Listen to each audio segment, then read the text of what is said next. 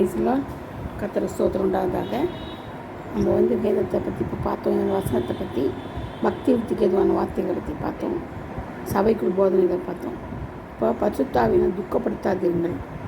நம்ம பரிசுத்தாவி எப்பப்போ நம்ம துக்கப்பட்டோம்னா, தேவனுக்கு கீழ்ப்படியாத சமயங்களில், அவர் சுத்தத்தை செய்ய முடியாத சமயங்களில் இல்லையா, மற்றவங்களோட நம்ம மற்றவங்களுக்கு வேதத்தை பற்றி வசனத்தை பற்றி சொல்லாத போது இல்லையா, அது மட்டும் நான் அவிசுவாசமாக இருக்கிறதுனால தான் நம்ம என்ன செய்யணும், பரிசுத்தாவியை துக்கப்படுத்துகிறோம். இதன் மூலமாக துக்கப்படுத்துகிறோம். விசுவாசத்தில் மூஞ்சி கட்டப்படணும். அப்போ தான் நம்மளுக்கு என்ன வரும், பரிசுத்தாவியை துக்கப்படுத்தாது இருக்கும். பரிசுத்தாவியை துக்கப்படுத்தாதீர்கள். சபை சரிப்படுத்துகிற இடமாக இருக்கிறது. சபை சரிப்படுத்துகிற இடமாக இருக்கணும். வர்றவங்கள ஆத்துமாக்கள் என்ன செய்யணும், சரியாக நடத்துகிற சபையாக இருக்கணும். சபையில் கூக்குரல் தூஷணம் வரக்கூடாது. சிலர் அந்த சபையிலே சண்டை போடுவாங்க. நம்ம கேட்டகிஸ்ட் அது இதுன்னு சொல்லிட்டு நிறைய பேர் இருப்பாங்க, மூப்பர்கள்லாம் இருப்பாங்க சபையில். அவங்களுக்கு சண்டை போட்டுக்குவாங்க, ரொம்ப சண்டை போட்டுக்குவாங்க. அப்புறம் நீ தான் பெரியவன், நான் தான் பெரியவன்வாங்க. இந்த மாதிரி சில காரியங்கள்லாம் சபைக்குள்ளே நடக்கும். ட்ரெஷருக்கு இந்த மாதிரி சண்டை நடக்கும். நான் தான், நீ தான் அப்படின்னு, நான் தான் முதலாளி, நான் தான் எழுதுவேன், அக்கௌண்ட்டு நான் தான் பார்ப்பேன். இந்த மாதிரி நிறைய தில்லுமுடலை நடக்கும் அவனை. அதனால் நம்ம என்ன செய்யணும், சபையில் நம்ம ஃபஸ்ட்டு சரிப்படுத்தணும். சபையில் இருக்கணும். நான் துக்கப்படுத்துகிறேனா அப்படின்னு நம்ம என்ன செய்யணும், அந்த மனஸ்தாபப்படணும். நம்ம ஆவியானவரை துக்கப்படுத்துகிறோமா இல்லையா, முதல்ல நம்ம நினச்சி நம்மளை என்ன செய்யணும், மனஸ்தாபப்படணும். சிலுவை எடுத்துக்கொண்டு என் பின்னே வான்னு சொன்னார் ஆண்டவர். அப்போ என்ன இருக்கக்கூடாது, சிலுவை எடுத்துக்கொண்டு வேறு எதுவும் நம்மளுக்கு இருக்கக்கூடாது. பெண்ணாசை, மண்ணாசை, பொருளாசை, எந்த ஆசையும் நமக்கு இருக்கக்கூடாது. ஆசை இச்சைகள் இருக்கக்கூடாது. உமது சித்தத்தின்படி நான் எனக்கு கிருபைதாரம் செய்யறதுக்கு எனக்கு கிருபைதாரம் ஆண்டவர் கேட்கணும். அவ்வளோ சித்தத்தின்படி தான் என்ன செய்யணும், கேட்கணும், கிருபையை கேட்கணும். எப்படி தான் ஆதியாகமத்தில் இருக்குது. ஆதியாகமம் 6:3 பார்த்தீங்கன்னா, 6:2 பார்த்தீங்கன்னா, உங்கள் சித்தத்தின்படி நான் செய்ய எனக்கு கிருபைதாரம். பூமியிலே மனுஷனை உண்டாக்கிருந்தேன் மனஸ்தாபப்படுகிறேன்ட்டார். பார்த்தீங்களா, ஆண்டவர் மனஸ்தாபப்படுறாரு பூமியில் மனுஷனை உண்டாக்குறது. அந்த அளவுக்கு நம்ம என்ன செய்யணும், ஆண்டவரை மனஸ்தாபப்படுத்துகிறோம் இல்லை துக்கப்படுத்துகிறோம். ஆவிக்குருளை எந்த ஆராய்ந்தனமோ அறியணும். நம்ம உண்மையிலே ஆவிக்குரியவங்களா இல்லையான்றது என்ன செய்யணும், அறியணும். அந்த ராஜாவாக்குறதுக்காக சவுல் அவர் ராஜா இருந்ததுக்காக துக்கப்படுகிறேன், மனஸ்தாபப்படுகிறேன்னு சொன்னார். 1 சாமுவேல் 13:35-23, 1 சாமுவேல் 13:1-2 துக்கப்படுற ஆண்டவர் தான் ஏற்படுத்தினார். ஏன் ஏற்படுத்தினேன்னு சொல்லிட்டு அவர் துக்கப்படுனா, அப்போ எந்த அளவுக்கு அவர் மனசு வியாகுலப்பட்டிருக்கும், வேதனைப்படுறோம். அந்தளவுக்கு நம்ம நடக்கவே கூடாது. அது பயங்கரமான பாவம். அது நமக்கு என்னதே பெரிய பாவத்தில் கொண்டு போய் விடும். பூமியில் மனுஷனை உண்டாக்குனது மனத்தாப்ப, நம்மளை உண்டாக்குனது கூட ஏன்டா நம்மளோட சுவாசத்தை கொடுத்து உருவாக்கணுன்ற. அப்போ அந்தளவுக்கு என்ன செய்யணும், மனுஷன் துரோகம் பண்ண இருக்கிறான். அதனால் தான் என்ன செய்கிற மனஸ்தாபப்படுகிறது. நம்ம ஆவிக்குரியவளாக வாழணும், ஆவிக்குரியவளாக இருக்கணும் இல்லையா. எசேக்கியேல் 8:6 பார்க்குறோம். சங்கீதம் 51, ஏசாயா 63 பார்க்குறோம். பரிசுத்த ஆவியை எடுத்து அப்படின்னு சொல்லி நம்ம என்ன செய்யணும், கேட்கணும். ஆண்டவர்கிட்ட தான் கேட்கணும். ஆண்டவரே பரிசுத்த ஆவியை எடுத்துருந்து எடுத்துடாதீங்கப்பா, பரிசுத்தாவியை விசனப்படுத்தினாங்கப்பா, நாங்கள் படிக்கணும், அதுக்காக நீங்கள் மன்னிச்சுடுங்கப்பா அப்படின்னு சொல்லிட்டு நம்ம கேட்கணும். நம்ம அந்த பரிசுத்த ஆவிக்கு விரோதமான ஒரு நாள் மாம்சத்தை நம்ம கலக்கக்கூடாது. மாம்சத்தில் நம்ம நடக்கக்கூடாது. இயேசு மாத்திரம் நமக்கு போதுமானவராக இருக்கணும். கேட்கறதுக்கு நான் ஒவ்வொரு வார்த்தைகளும் பேசும்போது ஆண்டவர் துக்கப்படுத்துதா, இந்த வார்த்தையெல்லாம் அவர் துக்கப்படுறாரா இல்லையே, நல்லா இருக்கிறாரா, சந்தோஷப்படுறாரா, ஐயோ அவர் சொல்லணும், ஐயோ என் பிள்ளைனால நான் என்ன பண்ணுறேன், சந்தோஷமாக இருக்கிறேன். பெற்றோர்கள் பிள்ளைகளை பற்றி குறித்து சொல்லுவாங்க சாட்சி, ஐயோ என் பையனா எப்பா அப்படி சொல்லக்கூடாது. என் மகனை போல் யாரும் இல்லைன்னு சொல்லணும். அந்த மாதிரி ஆண்டவர் சொல்லுவாரா, என்னுடைய பிள்ளையை போல் நம்மளை விலை கிரயமாக அவர் நம்மளை எடுத்துக்கிட்டு வந்துடுறாரு இல்லையா. ரத்தத்தினால் நம்மளை என்ன சொல்லுங்கிறார், மீட்டு கொண்டார் நம்மளை. அப்படி ரத்தத்தினால் நம்ம மீட்கப்பட்டவங்க நம்ம எப்படி இருக்கணும், ஆண்டவர் பட்சத்தில் நிற்கணுமா, மனுஷன் பட்சத்தில் நிற்கணுமா, வேதனைப்படுத்தணுமா, வேதனைப்படுத்தக்கூடாதா, அந்த மாதிரி இருக்கக்கூடாது. ஆண்டவர் என்ன செய்யக்கூடாது, ஒரு நாளும் துக்கமுகமாக பரிசுத்தாவியை துக்கப்படுத்தக்கூடாது. ஆண்டவர் துக்கப்படுத்தக்கூடாது.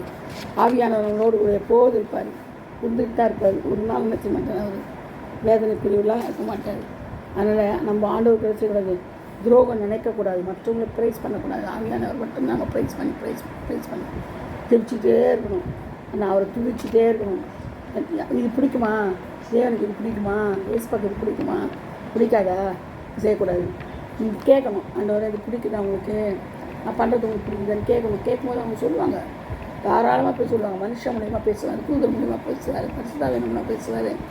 யாரை கொண்டா சின்ன குழந்தை மூலியமாக பேசுவார் ஆண்டவர். அதை நம்ம எடுத்துக்கணும், ஆண்டவர் பேசுகிறத எடுத்துக்கணும், நன்மையாக எடுத்துக்கணும். தீமையாக என்ன பெருசாக பேச வந்துச்சுங்க அப்படி நினைக்கக்கூடாது. சிறு திரும்பவும் பல்குத்து வரணும்னு சொல்லுவாங்க பாருங்க. அது மாதிரி சின்ன ஒரு காரியம் கூட ஆண்டவருக்கு யூஸ் ஆகும், நம்மளுக்கு யூஸ் ஆகும். ஆண்டவர் பேசுவார், நம்மளோட பேசுவார், ராஜா மகளில் பேசுவார், பகலில் பேசுவார், மற்றவங்க பேசுவாங்க. அப்போ நம்ம தெரிஞ்சுக்கலாம், ஓஹோ பாஸ்ட் பேசுவார், அப்பா அந்த வாசம் நம்மளுக்கு தான் அதில் நம்மகிட்ட ஆண்டவர் பேச ஆரம்பிச்சிட்டாரா, நம்ம என்ன செய்யணும், நம்மளை திருத்திக்கணும், நம்ம என்ன செய்யணும், நம்மளை திருத்திக்கு வருத்தப்படுத்தக்கூடாது. இப்போ என் மூலியமாக ஆண்டவர் வருத்தப்படுறாரு, அவரை வருத்தப்படுத்தக்கூடாது, பண்ண வைக்கக்கூடாது அப்படி சொல்லாமல் என்ன செய்யணும், நம்மளே திருத்திக்கணும். அதுதான் நல்லது, அதுதான் நித்தியத்துக்கு போகிற வழி, ஜீவன். ஏன்னா அவருடைய கருத்தை தான் நம்ம ஜீவன் இருக்குது, தப்பி போகவே முடியாது, நம்ம அவரை ஏமாற்றவும் முடியாது. இப்படி நமக்கு தான் நஷ்டம். பாருங்கள், நம்மளால் அவருக்கு எந்த காரியம் கிடையாது, ஆனால் அவரால் நமக்கு தான். ஏன்னா ஜீவனே அவருக்கு அர்த்தது. அப்போது நம்ம தான் அவருக்கு பண்ணிட்டு போகணும், அவரும் நம்மளுக்கு ஒன்று பண்ணிக்கிட்டு போக வேண்டிய அவசியம் கிடையாது. மனுஷன் நினைக்கிறதுக்கு ஏமாத்திரம்னு சொல்லப்பட்டிருக்கு வேதத்தில். நமக்கு என்ன ஏமாத்திரம் ஒன்றுமே கிடையாது. புண்ணு போல் நம்ம உளுந்து போகிறோம். நம்ம போய் ஆண்டவர் அதிகாரம் பண்ண முடியுமா? பண்ண முடியாது. எப்படியோ நம்ம ஒன்றும் கிடையாது. அவர் தான் எல்லாத்துக்கும் எல்லாவற்றையும் செய்ய வல்லவர் ஒரே இயேசு கிறிஸ்து மட்டும்தான். ஏசியில் நம்ம மூச்சும் இல்லை, பேச்சும் இல்லை, நடக்க முடியாது, உட்கார முடியாது. செத்த போனால் தான் நம்ம இல்லையா? ஒரு நிமிஷமும் நம்மளை என்ன செய்யாது, பாதுகாத்து வழி நடத்தி ரொம்ப ஆச்சரியமாக நடத்துகிறாரு. ஒரு நிமிஷமும் எனக்கே நான் நினைப்பேன், இப்படி கொண்டு ஆண்டவர் நடத்துவாரா, இப்படி கூட ஆண்டவர் பேசுவார், கட்டாயம் பேசுவார், செய்வார். ஒரு சின்ன நம்ம தப்பு செஞ்சோன்னு வச்சுக்கோங்களேன், அன்றைக்கி ஃபுல்லாக நம்ம மனசு ஃபுல்லாக இருக்காது. அது யாருக்கு குற்ற உணர்வு வருதுன்னா, விசுவாசிங்களுக்கு தான் அந்த குற்ற உணர்வு. ஏசுப்பா பிள்ளைகளாக உண்மையாக நடக்கிறவங்களுக்கு தான் அந்த ஒரு குற்ற உணர்வில் பாதிக்கப்பட்டு ஆண்டவரே மன்னிங்கப்பான்னு சொல்லிட்டு ஆண்டவர்கிட்ட மன்னிப்பு கேட்பாங்க, திருந்துவாங்க. திருந்தாமல் மேற்கொண்டு செய்கிறாங்கன்னா அது அவங்க என்னாச்சு, பழகி போச்சு. அதை பற்றி கவலை இல்லை. ஆனால் ஆண்டவர் கவலைப்படுறாரு, ஆண்டவர் துக்கப்படுறாரு. என் பிள்ளை இப்படி ஆகிட்டானே. சவுல ராஜா ஆக்கினார், சௌந்தரியவனம், வயரும் பயங்கர பராக்கிரமசாலியாக இருந்தான். அவர் தேடி போய் என்ன செய்கிறார், சவுல அவர் தேடி அவர் எடுத்தார் அவனை. ஆனால் அதுக்காக துக்கப்படுறாரு. அந்த மாதிரி இருக்கவே கூடாது, ஒரு நாளும் இருக்கக்கூடாது. அதனால் நம்ம என்ன செய்யணும், கர்த்தருடைய பிள்ளையாக நடந்துக்கணும், கர்த்தருக்கு பிரியமாக நடக்கணும், கர்த்தரோட இசையை நினைக்கணும், பக்திக்கு தான் வார்த்தைகளை பேசணும். பேசின வார்த்தை எப்படி இருந்தால் நம்மளுடைய வார்த்தை இருக்கணும், மற்றொரு பிரயோஜனமுள்ள வார்த்தை பேசணும். எழுத்தோட சவிப்பாங்க பாருங்கள். ஓயோ பெரிய கஷ்டகாலமே அதுதான், வார்த்தையே இருக்காது. அங்கே பயங்கர ஊசி போல் குத்துண்ட என்ன சொல்கிறாங்க, கத்தியில் குத்து மாதிரி இருக்குது பேச்சு. வேதத்தில் இருக்குது கத்தி குத்து மாதிரி இருக்கும் பேச்சு, சிலருடைய பேச்சுன்னு. அதுதான் உண்மை. அந்த மாதிரி பேசவே கூடாது. நம்ம நினச்சிக்கிறோம் அது பேசினா அவங்களுக்கு ஒரு திருப்தி இல்லை. ஆண்டவர் துக்கப்படுறாரு, விசனப்படுறாரு. உன்னை கொடுத்து ஆண்டவர் விசனப்படுறாரு. நீ ஏன் தான் நான் ரட்சித்தேன், உன்னை ஏன் நான் என் பிள்ளையை தெரிந்து கொண்டேன், உனக்கே நான் நன்மை செய்யணும், என்ன காரணம், உங்களுக்கு நன்மை செய்யறதுக்கு எனக்கு என்ன காரணம், தலையெழுத்து எனக்குன்னு சொல்லி துக்கப்படுற ஆண்டவர். அந்த மாதிரி இருக்கவே கூடாது. நம்ம யாரையும் சபிக்கவும் வேண்டாம், ஒன்றும் பண்ணவும் வேண்டாம். தேவனுக்கு பிரியமாக நடக்கணும். ஒவ்வொரு நாளிலும் நம்ம பிரியமாக நடந்தால் போதும். அதனால் கர்த்தர் தான் நம்மளுக்கு போதுமானதாக இருக்கிறோம். அவர் மாத்திரம் தான் அவனோட ஜீவன், அவனோட பலன், சுகன் எல்லாமே. நம்ம சுகமே அவர் தான். அவர் இல்லைன்னு வச்சுக்கோங்களேன், நம்ம செத்து போயிட்டோம், அவ்வளோதான். இல்லை, நம்ம இல்லை. அவர் இருக்கிறதுனால தான் நம்ம இருக்கணும். உயிரோடு இருக்கணும்னா அவர் இருக்கிறது தான் நம்ம இருக்கணும். அந்த அளவுக்கு நம்ம என்ன செய்யணும், அவரோட ஒன்றி போயிடணும். எல்லாவற்றையும் பேசணும். தனிமையில் இருந்தாலும் சரி, மற்றவங்கிட்ட பேசியிருந்தாலும் சரி, நம்ம சிந்தனை போகுது எங்கே இருக்கணும், ஆண்டவர் மேலே தான் இருக்கணும். மனுஷங்கிட்ட இருக்கக்கூடாது. மனுஷன் புல்லு போல் வளர்ந்து போயிடுவான், இன்றைக்கி இருப்பான், நாளைக்கு செத்துடுவான்.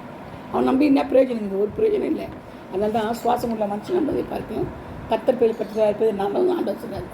மனுஷன் நினைக்கிறதுக்கு நீ ஏமாத்திரம் ஒன்றும் கிடையாது, அவன் ஒன்றுமே கிடையாது. அவன் மாம்சம், அவன் மண் களிமண், அந்த செய்ய மண்ணுக்குள்ளே போயிடுவான். ஆனால் ஆவி ஆத்மா சரீரம் போயிடுச்சு. ஆவி ஆத்மா எங்கே போகும், பரலோகத்துக்கு போகணுன்னா அதுக்கு ஆண்டவருக்கு பயப்படணும். ஆண்டவருக்கு பயந்தால் தான் நம்ம என்ன செய்ய முடியும், பரலோக ராஜ்யத்துக்கு பாத்திரமாக இருக்க முடியும். அதுக்கு காரணம் என்னென்னா, தேவனுக்கு பிரியமாக இருந்தால் அது போதும். ஒரு சித்தத்தையும் ஒரு கட்டளையிலையும் ஒரு கற்பனையிலையும் நடந்தால் போதும். இன்னும் கட்டளை கற்பனைன்னா அந்த காலத்தில் இந்த மாதிரிலாம் கட்டளைலாம் இப்போ கிடையாது, சரிங்களா? அதனால் ஒரு சிலருக்கு முடியும், ஒரு சிலருக்கு முடியாது. விசுவாசிக்கணும், ஆண்டவரை கண்ணை மூடி விசுவாசிக்கணும். அதுதான் நம்மளுக்கு முக்கியம். நீ தேவன் உண்டுன்றோம், அவர் இருக்கிறாருன்னா சரி, விசுவாசித்தாலே போதும், நம்ம ரட்சிக்கப்படணும்.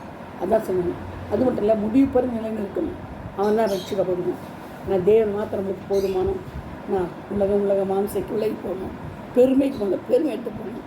நான் தான் உலகத்தில் ரொம்ப பேர் நோட்டீஸ் போட்டுக்குவாங்க, அட்டை போட்டுக்குவாங்க, அந்த கட்டை விட்டு வச்சுக்குவாங்க.